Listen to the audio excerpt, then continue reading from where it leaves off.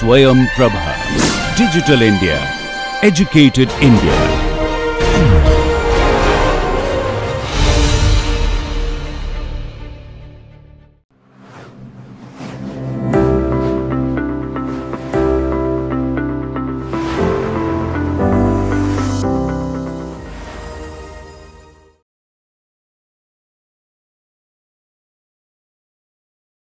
Good morning, students. Today we'll start our session on Introduction to Ethical Hacking. First of all, what do you mean by the term ethical hacking? We do it in an authorized manner, right? With the permission of the organization. So that is very, very important. Whenever there is a deviation in the authorization, it becomes unauthorized access.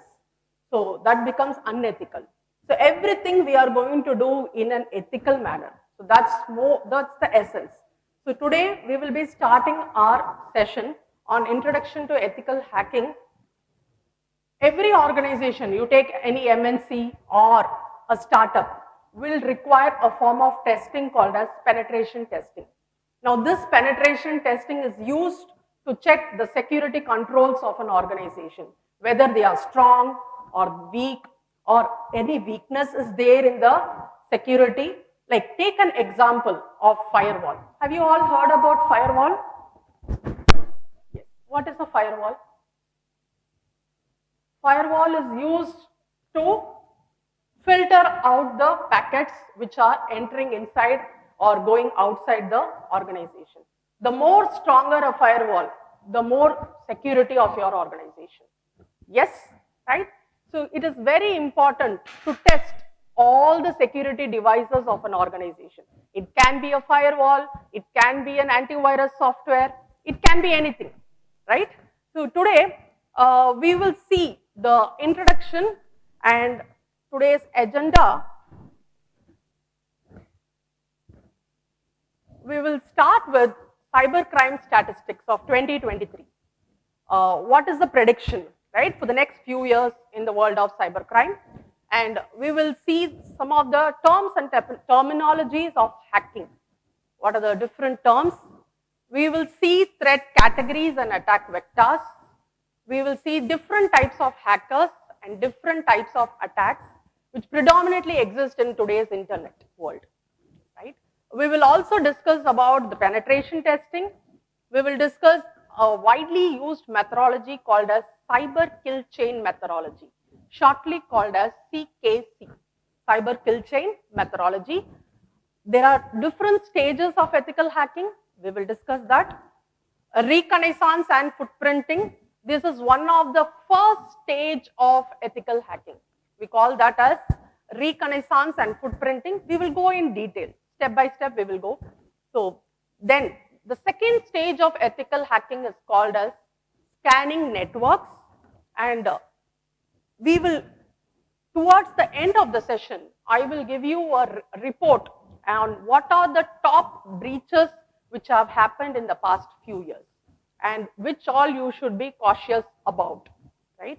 So this is about the session today. So we'll start with the cybercrime statistics.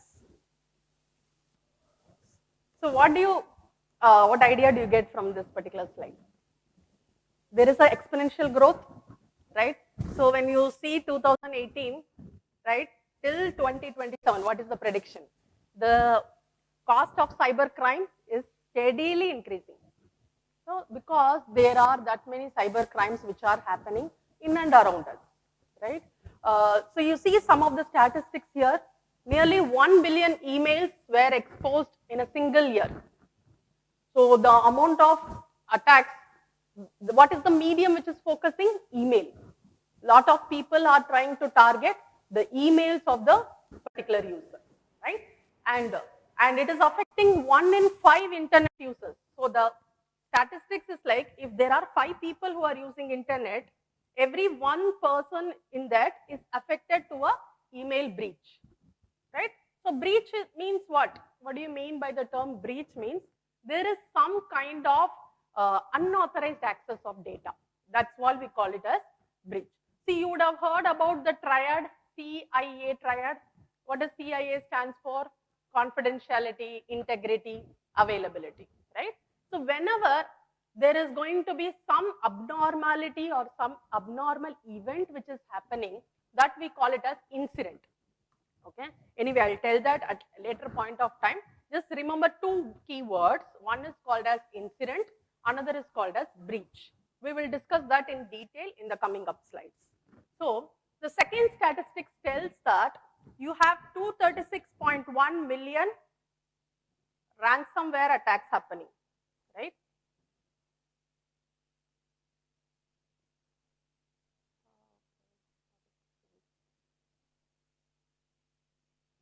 Have you heard about this term ransomware? It is a malicious software, right? And how does it work is,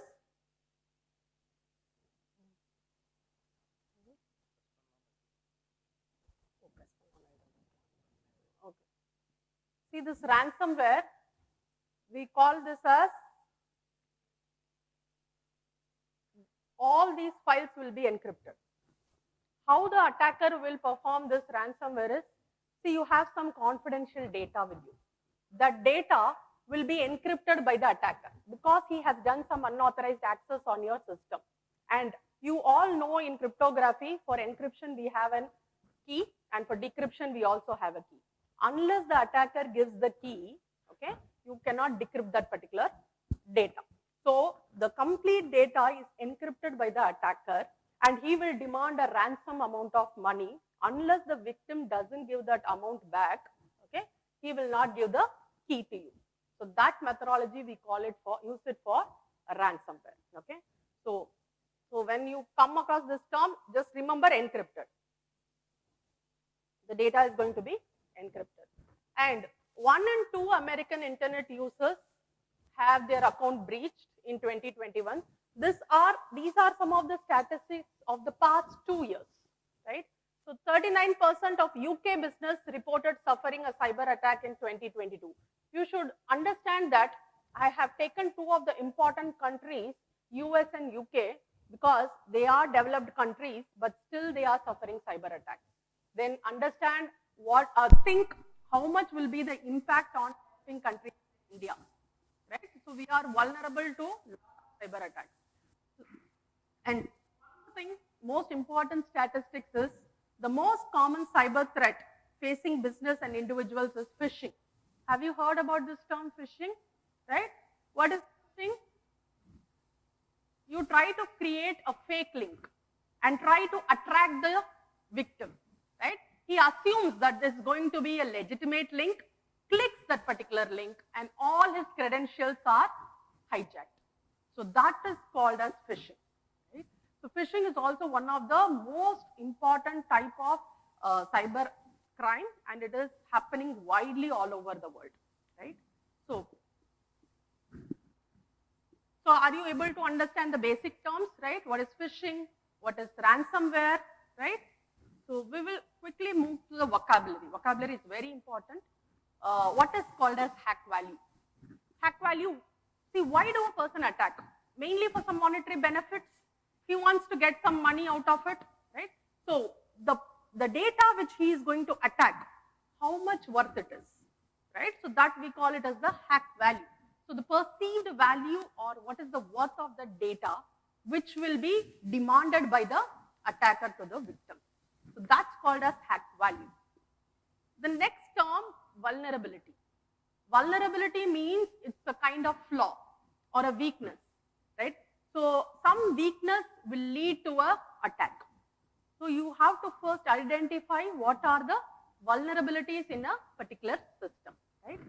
So the weakness can be there on the design of the particular product or project, or it can also be on the implementation part, right? Take an example. People develop a lot of software projects. You would have heard about full stack implementation, right? So people develop a backend. Unless secure manner, there will be definitely a vulnerability, right? So the design. So how do you design a particular project? So take an example. This is a website. I'm going to design a website, right? So you have 2 important fields. One is username, another is password. I have to check whether the username field is also validated. The password field cannot be injected by some attackers. Right? So this is with respect to the design and implementation of a particular website. Right? So it is very important when you design any kind of project, vulnerability must not be there. Vulnerability, right? So threat means an exploitation of a vulnerability, right? So there is some problem, okay? So you have a problem and you attack in that particular problem, easily you can get in, right? So that's going to be threat. So here is the vulnerability and you exploit this vulnerability, it becomes a threat, right? So then exploits means, what do you mean by exploit? How I am going to get access inside the system. That is called as exploit, right? So how are you going to get access? Already we mentioned in the previous one, through the flaw. Through the vulnerability, we are going to get access inside the system, right? So that's called as exploit, right? So now, the next term is payload. Payload is a kind of executable code. See, there is a vulnerability and you use a threat, go inside this and do some code execution inside this. That's called as payload, right? So you do some code execution in the form of executing a malicious software. Have you heard about executing malicious software? It's kind of code execution. So you install the virus and you it's a form of payload execution, right? So, and similarly, once you get access inside this particular victim's computer, you go inside and delete the data. You use some code to delete all the data inside the victim's computer. This is also a payload. You would send some spam emails to this particular person's system. That is also a payload execution, right? So what you actually do on the victim's computer is a kind of payload execution, right? So then, the important term is zero-day attack. Zero-day attack, you would have heard about it, okay? This zero-day attack occurs before a vendor knows about it. See, now I develop the software.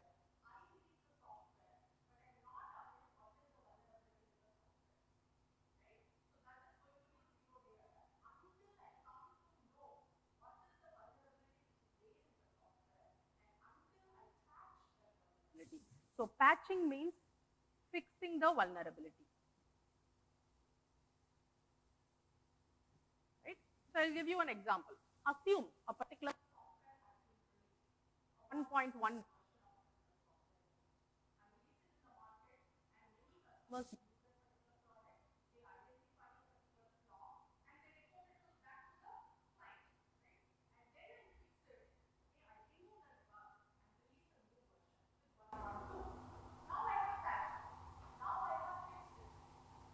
is going to be the period between, okay, the patch happens and once you have identified, right? So that's called as zero-day attack. I don't know about the problem, right? And until the time I patch it, what we call that attack as zero-day attack. If I have patched, it is no more. You got the point, right? So this is called as zero-day attack, right?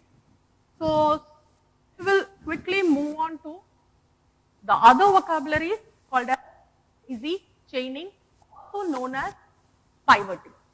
You would have heard about chaining concept. See, gaining access to a network. You get access to a network, right? And from that, you try to get access to multiple other networks. That's called as daisy chaining, right? So from one network, I get access to multiple networks. That's called as daisy chaining. It's also called as pivoting, right? Doxing, publishing any information about an individual called as PII. PII stands for personal identifiable information.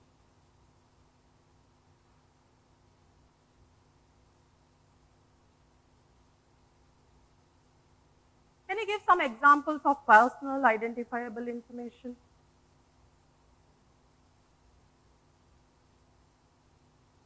PII stands for personal identifier. I is my PII. Okay, I don't want it to be revealed to anybody else. My address, okay, my Aadhaar number is my PII. Yes or no? Right? I don't want it to be known publicly to other people. Right? So if anybody is publishing certain PII about a particular individual, what you call that as? You call that as a doxing. So with the malicious intention, okay, it is not a normal intention to do some harm to the individual. If you are publishing some content, we call it as doxing, right? Now, I told you to remember two terms. One is called as incident, other is called as breach. Now, let us see the definition of what is incident and what is breach, right? Incident means a precursor to a breach. Precursor means which happens before, right? So, precursor is going to be happening before this particular breach. So the triad CIA, if any kind of compromise happens on this CIA triad, that's called as incident. Okay, you try to do any kind of compromise on the CIA triad, right? Next, breach, when it will happen? After the incident. Breach will happen after the incident. Your data gets leaked. Your data gets stolen. So that's called as breach. So remember the difference. So incident is going to happen before and breach is going to happen after the incident. Okay. So any doubt till here? Are you able to follow? Right. Okay. So what incident? So always remember what are the, when I talk about activity, what are the three types of compromise will happen here? CIA, confidentiality, integrity and availability. Compromise on any of these three can be termed as an incident, right? But a real harm, yes. Daisy chain, okay.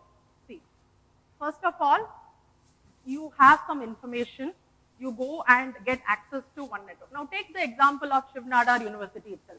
There are two departments. If I take one example as Department of CSE and Department of IT. First I get access to Department of CSE with some information.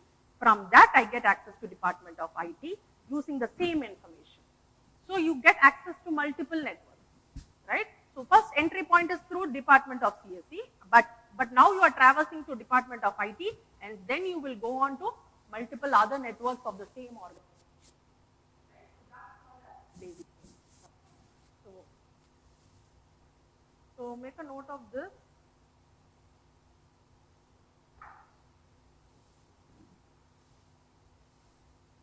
So let's see the different types of threats.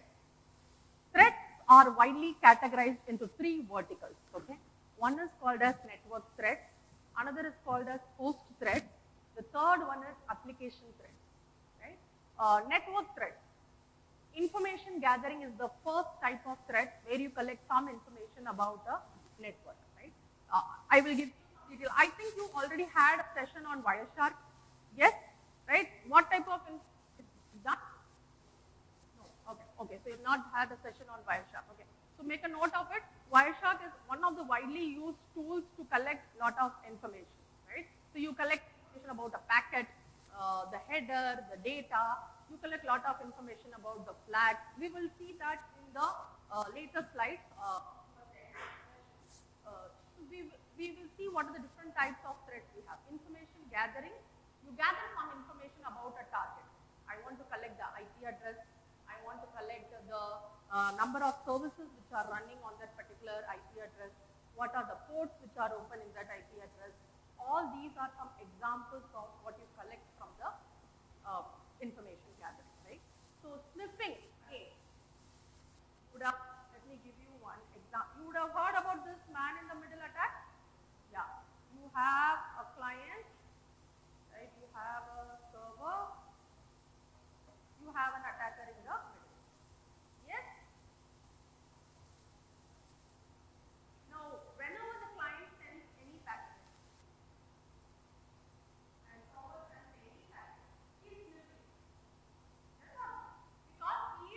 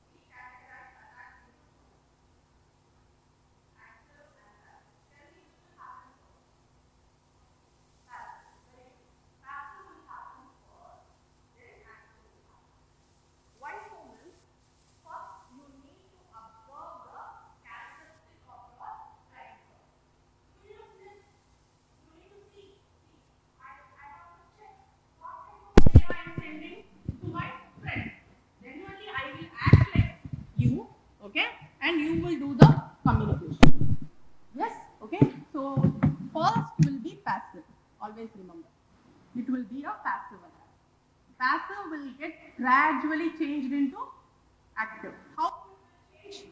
Now, client is sending some data to the server, right? And after continuous monitoring of the data,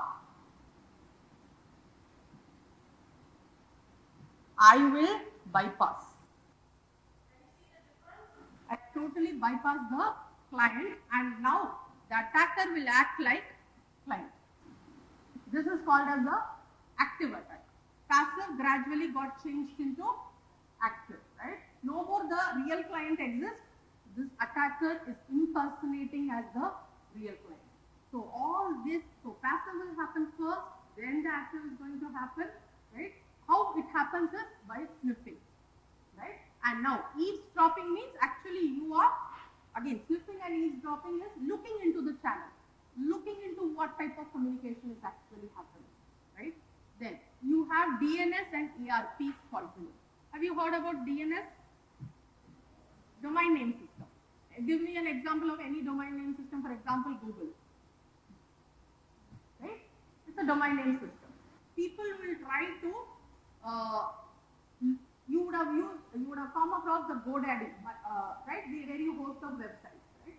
So people will try to create a similar DNS from that, okay? And they will try to spoof the particular DNS. That's called as DNS poisoning, right? And similarly, we have ERP poisoning. ERP poisoning means where you spoof the MAC address of the system. Every device has a MAC address. Yes, you try to spoof the MAC address. Okay, just now I gave you this example, right? The man in the middle attack. Now, the attacker is spoofing the MAC address of which device? Client, right? So he is spoofing because he is going to act like the client. I am spoofing the MAC address, so the server will think the attacker is actually the real client, right? So that's called as ERP poisoning. And man in the middle attack, I have already given you an example. DOS, denial of service, distributed denial of service. DOS is where what kind of triad is compromised in DOS? C, I, or A. What is compromised for DOS? Confidentiality, integrity, or availability? Availability, very good, right?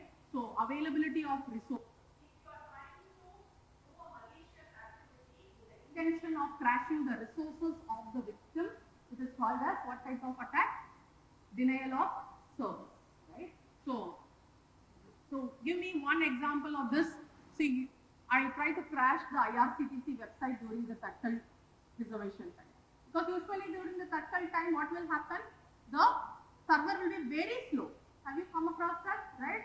So very slow. So the load, it cannot take the complete load, and you try to crash the server during that time, right? So denial of service. What is the main difference between DOS and DDoS? If you attack with a single source, it is DOS. Multiple sources, it is going to be DDoS, right? So see this example. One attacker. You have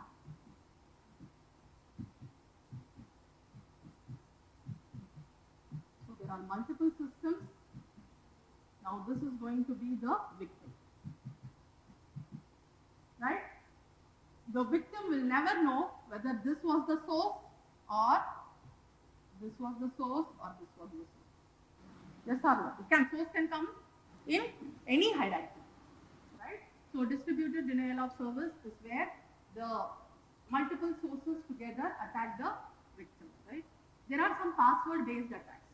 Right, you would have tried this activity in your college, right? So you want to log in your friend's account. What you will do? You will do some random combinations, right? Either giving their date of birth or some kind of word which they frequently use. So you try to use the brute force mechanism, trial and error mechanism, so that you get inside the login page of a particular user. These are all password based attacks, right? Then we have firewall and IDS attacks. Already you all know what is a firewall, right? So that is the device which filters the traffic. If I am trying to directly hit the firewall, okay, that's going to be a firewall. What does IDS stands for? Intrusion Detection System. IDS is also a type of firewall, right? So this IDS can also filter the packets and it can also give some kind of alerts. Alerts can be generated and it will tell you like what type of anomaly is to the user. For example, right, whether it's a DOS, it can be notified to the user. So this packet is a type of DOS. So please try to block this particular packet. Right? So that's going to be, and session hijacking. Have you heard about this session hijacking? Yes. What do you mean by session hijacking? Okay, first of all, what is a session? You log in inside your Gmail account, and the time it takes till you log out is considered as a session, right? Now, when you log in inside your Gmail account and you don't do a proper logout, you would have noticed that the next time you open your browser, automatically the inbox page comes directly, right? So that is actually called as broken session management, this one. Just make a note of that, okay? Using this particular, you don't log out properly, all your cookies, using the cookie information, anybody can steal. So that's going to be a now coming to session hijacking is where you are inside one session and completely your details are getting redirected to some other attacker's website. So your session is completely hijacked. Again, they will use the concept of cookies. So remember this. Cookies will contain what? Cookies are some temporary internet information files which contain the user information, right? So they will contain the username, the passwords, all those information, all the sensitive information actually will be stored in cookies. So that is why it is always advisable you clear the cookies every week, right? Okay, if you are using some public computers, it is advisable that you clear the browser history so that no cookie information is present inside your web browser, right? So these are all some of the network threats, right? So there are some host threats, like password cracking is yes. Sniffing, actually it will be passive, completely passive, right? Eavesdropping is somewhere I may send some random packets and see. Okay, so I will just see, okay, it's a type of action. Okay, sniffing is completely passive. Eavesdropping is also very much passive, but the behavior is slightly different, not much different. Okay, sometimes you may, sometimes you may send a packet occasionally and see how it behaves, right? So that's going to be eavesdropping, right? So coming to the next category of threats, password cracking, right? So again, remember this term, credential stuffing.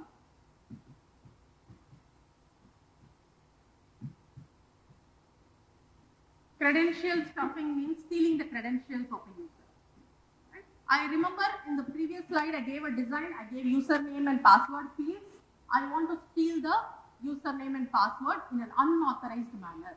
That's called as credential stuffing. Right? So how I will do this credential stuffing is using a phishing concept. What is phishing?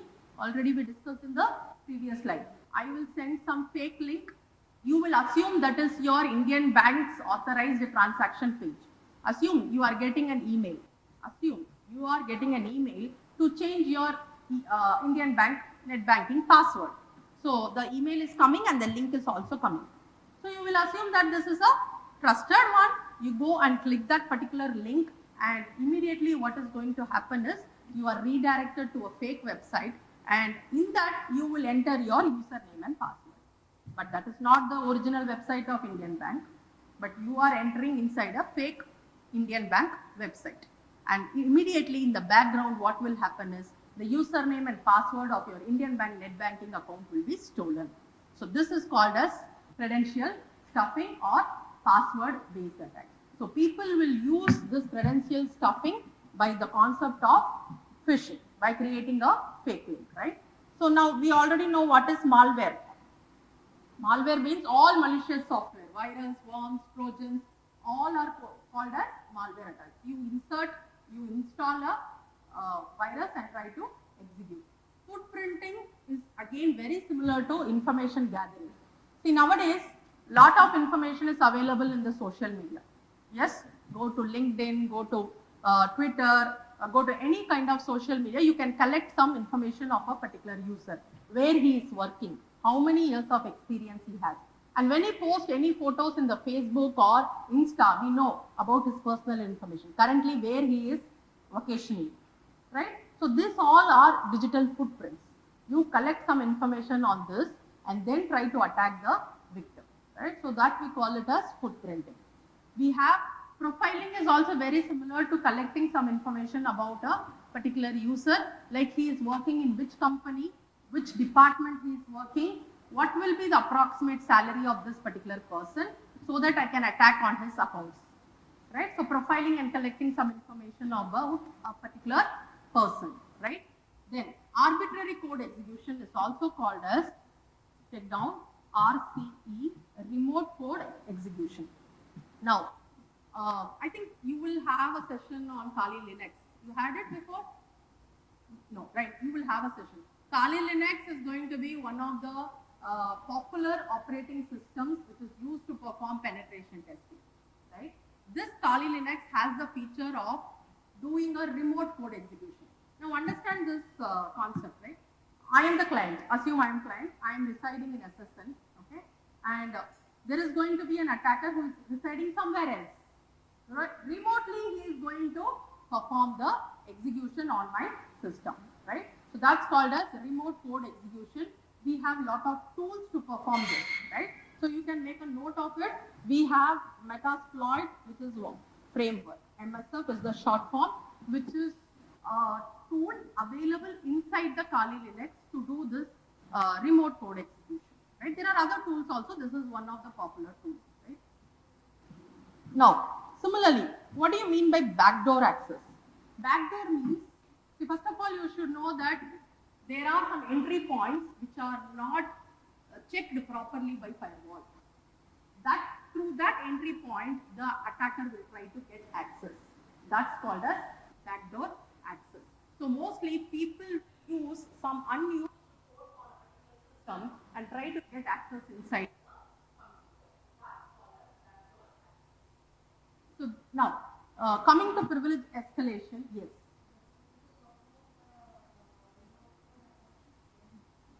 I'll write it again. Metasploit framework. It is available inside Kali. You can also download it in other operating systems also. Put MSF in Google, you will be able to collect lot of information on this tool, Metasploit framework. Taken a note of it, right? Okay. Backdoor access. Again, backdoor access also we can do using Metasploit framework. Okay, lot of attacks we can do, right? Privilege escalation. Now, for this I'll give you an example. Privilege escalation. Assume you are one of the user in a Linux operating system. I am a guest user. Okay, I am a guest user. I have very limited privileges. I have only read access. I don't have delete access. I don't have updation access or modification access. Assume there is a root user or the administrator. He has all types of access. He has the read access. He has the write access. He has the delete access. Now, my intention will be to go to the root level. Okay, so I am having very less privileges. But if I go to the root user, what all I can do? I can do the updation, I can do the deletion, I can do lot of activities. So privilege escalation is from a lower level, you try to get an unauthorized entry into a higher level so that you can do lot of other activities. That's called as privilege escalation. Okay. So there are different types of privilege escalation. You have horizontal escalation, you have vertical escalation. Horizontal means I assume that I am an associate professor. I want to do a privilege escalation with another associate professor of my same category. Okay. Vertical means I go to the professor level, one more level, right? So that's a vertical escalation, right? You can do any type of escalation and get the access. Code execution is very similar to remote code execution, right? So now we'll go to the application threats. There are a lot of application threats we have. Injection attacks. You would have heard about SQL injection, right? This is one of the popular type of injection. SQL, you write some improper queries on the username field and the password field. Remember I gave you a design diagram, right? So you take this particular and you try to inject. Now assume this is going to be a username. The syntax alone I will tell you, later on you will understand. See, the idea behind this SQL injection is you will make the right hand side equal to left hand side so that always the condition is true. What will happen when you do a logical OR? F or true. 1 0 1 0. What is the output? True. Always any one is true, the other is going to be false also, you will get only the true. That idea is only implemented in SQL injection, right? So the second half, 1 equal to 1 is not a conditional statement, it's an arithmetic statement. So always this value will be true. So whatever you give in the front end on the first half, okay, the condition will be made to true in both username and password, and you will be definitely able to log in inside the user account. Right? So that concept we call it as SQL injection. Anyway, you will deal it in later when you have in the next week's session, you have the web application attacks. There you will see that in detail. But you just remember, you always make the condition to true so that it always gets executed. That's the main idea behind SQL injection. Okay. So now,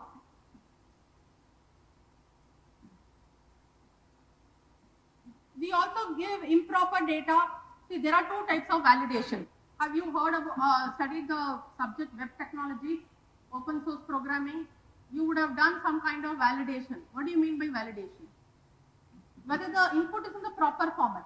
Now I gave a improper input like OR 1 equal to 1. That is an improper data.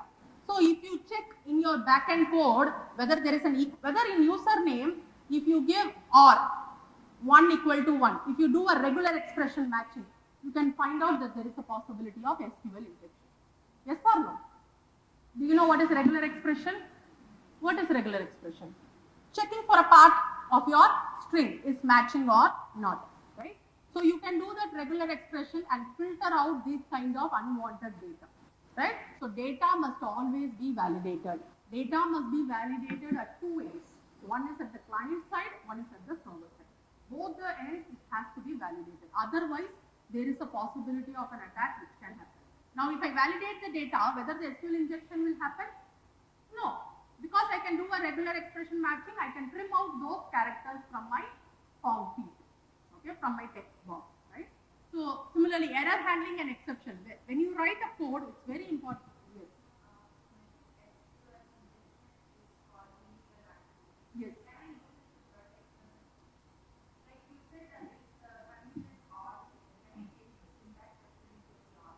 No, it should be OR. OR. No, and means how will it always be true? Otherwise, how will it go inside the when will the only when it is true the if loop gets executed. It's like that. Otherwise, the else part the people have written invalid password, invalid username. So if it is the if condition wants to be true, then only I can go inside the login page of the particular user. So the idea is make the particular expression true so that you go inside the login page of the user.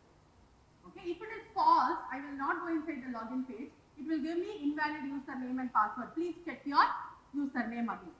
Right? That's why I am making the condition. Okay, so that's why I am using the expression OR. So that even if 1 is false, this 1 equal to 1 will be true and always it is going to be true. Right? So that's the main idea. Right? So now, when we go for the hidden field manipulation, have you come across this hidden field? Right. Okay.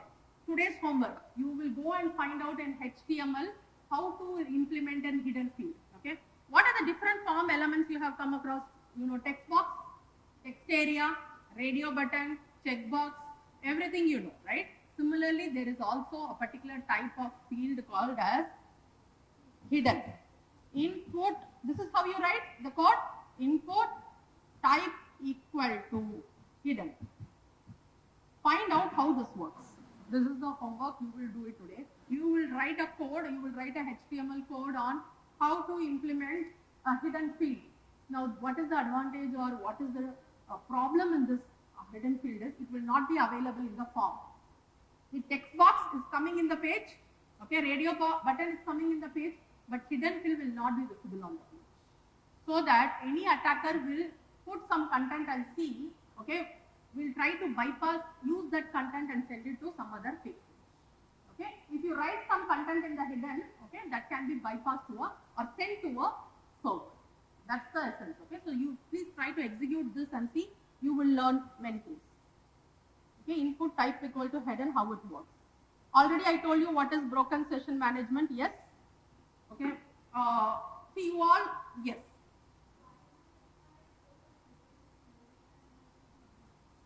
I will stay with some default values. I don't want the default values to be changed. You will change some values when you enter, but I will want the default values to be maintained when it goes to the server. So I will take from that hidden field. Alternative in the sense?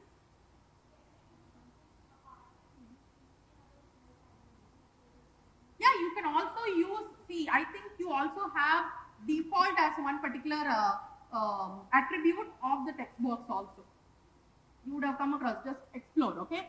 Default, you can give some values, I think, in the text box. So you would, when you open any particular web page, default, there will be some values in the text box, right? That's because this particular option is enabled. Okay, you can also use this, but that will be visible, right? That will be visible when you open the web page, but this will not be visible on the web page. So I can use those default values. That is my values the attacker is passing, right? See, whenever you have a web page, okay, you can right click on the web page and see the source code. Have you come across this? Right? So I will try to inject some new things now. I will try to give a hidden field. I will try to make some modifications in the code. I will then send this code to the server. Yes or no? Right? So that's how I inject some new values, because in hidden, nobody will be entering the values in the front end. But in the text box, they will be entering the values.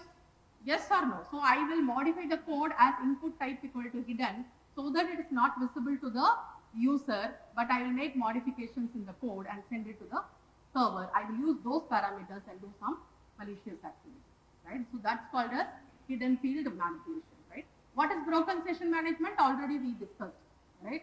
The cryptography issues, you already had some sessions on cryptography, right? What did you discuss in the previous sessions? Cryptography. What is public cryptography, right? Yes, types of cryptography, algorithms, right? Now, when there will be a problem is when you use a weak cryptographic algorithm, there will be some problems, right? So, for example, TLS, what does TLS stands for? Transport layer security. Why do we use that protocol for? Encryption. Basically, we want to do some encryption and send the data. Now, assume that TLS 1.3 is the latest. You are still using TLS 1.2. There may be some problems. Okay, the attacker will use this vulnerability and try to perform an attack. Yes? So, yes, another 5 minutes. So, we will, cryptography issues happens when there is a weakness in the cryptographic algorithm. So you don't use the latest version of that particular protocol, and that's where the problem starts. Okay. So SQL injection, you are clear, right? How SQL injection happens? What is the criteria? Make the condition always true, right? Then phishing. What is phishing? You create a fake link, making that look like a genuine link. And what phishing is mainly used for what purpose? What type of attack will happen? Credential stuffing, right? You take all the credentials, right? Now, buffer overflow. Heard about this? What is buffer overflow?